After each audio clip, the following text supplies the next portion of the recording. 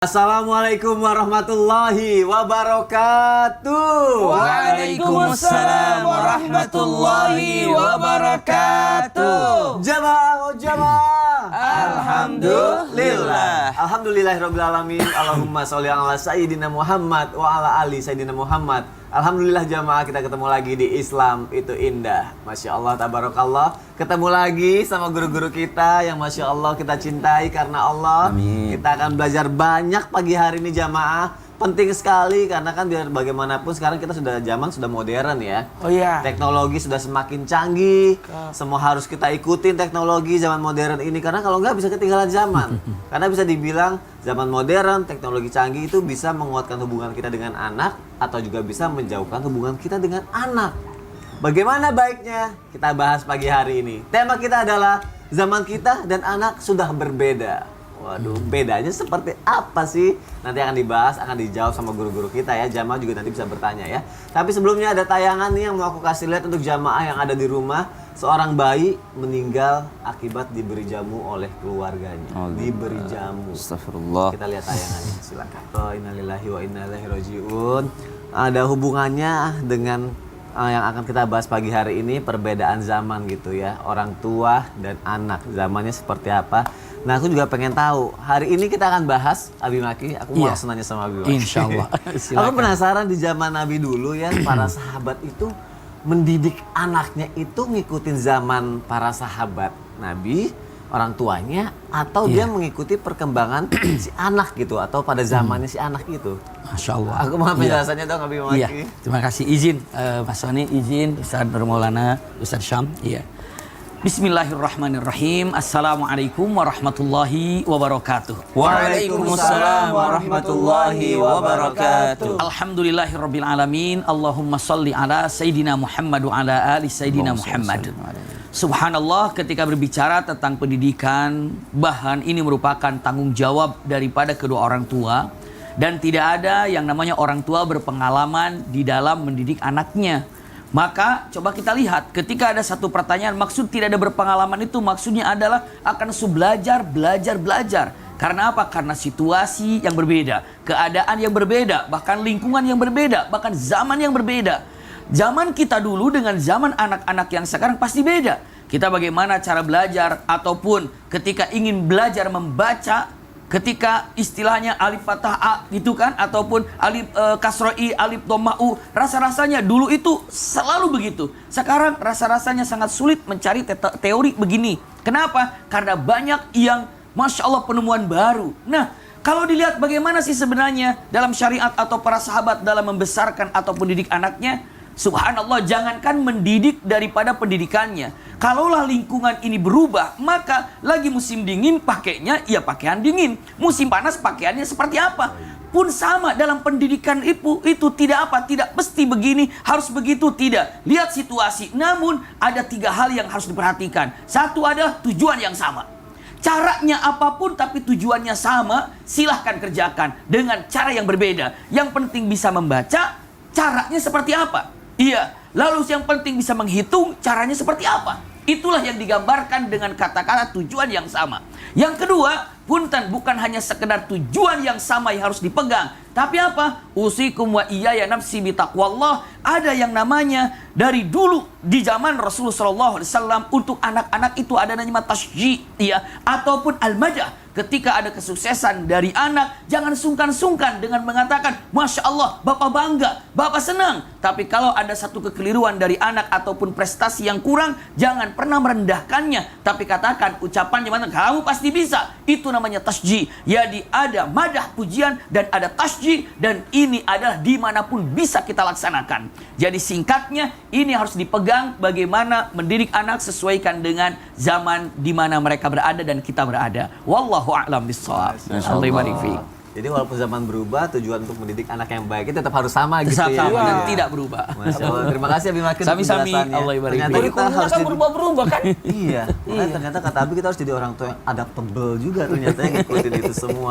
Tapi Ustadz Maulana, apalagi kalau misalnya kan kalau kita mau ngikutin perkembangan zaman, pasti kan zaman sama anak kan beda gitu ya. Iya dong. Sebagai orang tua kan pengennya kayak jadi sahabat anak, pengen tahu pergaulan anak, mau deket sama anak gitu kan. Ada orang tua yang ngelakuin itu, tapi anaknya malah bilang, ah ngapain sih, udah nggak zaman, kan papa ortu jadul banget, janganlah, malu apa segala macam kayak gitu-gitu loh. Jadi kayak anak kurang bisa nerima. Itu harusnya bagaimana baiknya dalam Islam, Ustaz Maulana? Baik, makasih banyak.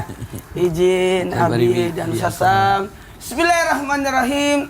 Assalamualaikum warahmatullahi wabarakatuh. Waalaikumsalam warahmatullahi wabarakatuh. Jamaah. Yeay. Oh jamaah. Yeay. Alhamdulillah. Alhamdulillahirabbil alamin. Allahumma shalli ala sayyidina Muhammad wa ala ali sayyidina Muhammad. Hari ini 1 Rajab 1444 Hijriah, hari yang sangat mulia. Masya Allah, tabarakallah. 59 hari lagi kita akan ketemu Ramadan. Amin. Satu hal buat kita berbicara tentang anak, iya. Saya langsung katakan, iya. Sosok orang tua harus tahu dan mengenal anak dengan cara menjadi sahabat buat anak. Meskipun sosok anak itu merasa apa sih? Apa sih? Apa sih? Sosok orang tua harus tahu bagaimana karakter anak. Bagaimana kita bisa mendidik anak kalau kita tidak mengenali anak itu sendiri? Maka menjadilah sahabat buat anak dengan cara apa? Mohon maaf, menjadi sesuatu yang menyenangkan buat anak. Ya, tapi bukan juga berarti orang tua ikut bermain sama anak. Main boleh, tapi jangan berlomba sama anak. Jangan takut. Saya takut orang tua kalah pasti ya. Kalau kalah jatuh harga dirinya, kemuliaannya. Kalau diledek dan sebagainya.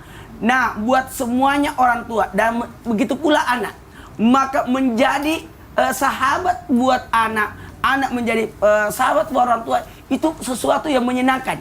Jadi ciptakan dulu sesuatu yang menyenangkan buat anak. Lalu kenali anak dengan cara apa? Berikan keteladanan. Sehingga anak itu bangga dengan orang tuanya. Nah, ketika anak itu bangga dengan orang tuanya, dengan mudah orang tua itu akan mengetahui anaknya. Ku ampusakum wa ahlikum nar. Diri dulu diperbaiki.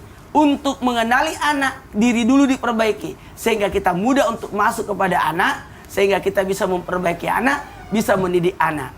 Dan mohon maaf, tetap menjaga diri, menjaga kemuliaan bagi sosok orang tua terhadap anak. Jangan berbicara sesuatu yang mungkin anak-anak tidak suka dengar atau tidak pantas untuk didengar oleh anak. Jadi intinya bikin anak tuh nyaman sama kita gitu. Nyaman. Bagaimana sih? Nyaman Iya lah. sih, kalau nyaman pasti mereka mau curhat atau mau ngomong apapun gitu Iya, ya. sebenarnya paling bagus itu makan dengan bersama anak. Ngadain perjalanan bersama anak. Masya Di Allah. perjalanan itu kadang-kala anak akan curhat. Oh, ada cara-caranya. Iya. Nanti kita bahas lebih dalam lagi. Terima kasih Ustaz Maulana ya. Biasanya kalau anak udah curhat dia udah ngerasa nyaman. Kalau anak nggak mau curhat, pasti ada yang salah sama orang tuanya. Apalagi kalau orang tuanya kayak strict parents gitu, pernah dengar nggak sih Ustaz? Strict parents. Yang kayak kaku gitu ya, atau otoriter gitu ya. Tapi sebenarnya kan tujuan orang tua baik gitu, nggak pengen anaknya kenapa-napa. Nah, Kenapa pertanyaan itu ditanya sama Sasam? anak orang tua muda, kan strict parents, bahasa orang tua strict parents. Ya karena tujuannya kan pengen baik, nggak mau kenapa-napa sama anak, tapi diperbolehkan nggak sih orang tua yang posesif atau otoriter atau yang kaku seperti itu, Ustaz Syam? Bismillahirrahmanirrahim. Tabi Abi Maki, Ustaz Maulana, Mas Soni serta guru-guru kami yang dimuliakan Allah Subhanahu wa taala. Alhamdulillahirabbil alamin wassalatu wassalamu ala asyrafil anbiya'i wal mursalin sayyidina Muhammadin wa ala alihi wa sahbihi ajma'in. Asbahna wa asbahal mulku lillahi rabbil alamin. Subhanak la ilma lana illa ma 'allamtana innaka antal alimul hakim. Rabbi shrah li sadri wa yassir li amri wahlul 'uqdatam min lisani yafqahu qawli waj'al li waziran min ahli. Amin amin amin ya rabbal alamin. Mungkin di antara jamaah Islam itu indah yang sedang menyaksikan Islam itu indah, tidak ada satupun yang ingin disebut sebagai orang tua yang otoriter.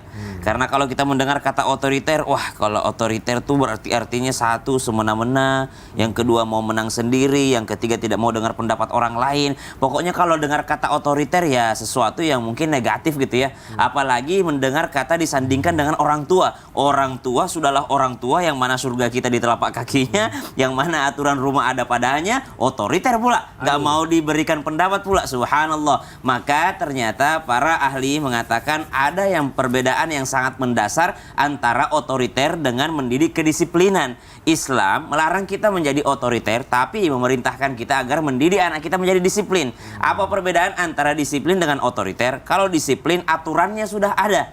Aturannya sudah ada. Pokoknya jam segini kita udah mandi sore buat siap-siap sholat maghrib. Pokoknya sebelum azan udah jalan ke masjid. Pokoknya seperti ini, udah diatur semuanya. Maka tinggal mengingatkan saja. Nak, jam berapa sekarang mandi sore? Nak, jam berapa sekarang waktunya ke masjid? Nak, jam berapa sekarang waktunya tidur? Nak, jam berapa sekarang waktunya makan siang? Subhanallah. Nak, papa udah bilang nggak boleh makan ini terlalu banyak. Ini waktunya main, ini waktunya ini. Subhanallah. Tapi kalau otoriter berbeda dengan itu. Papa nggak mau tahu. Pokoknya papa nggak mau tahu. Nilaimu nggak boleh di bawah angka segini. Subhanallah. Tidak ada aturan sebelumnya. Tiba-tiba membuat aturan bahwa nilai nggak boleh di bawah 100. Tiba-tiba jam main dibilang pokoknya papa nggak mau tahu. Kamu nggak boleh main.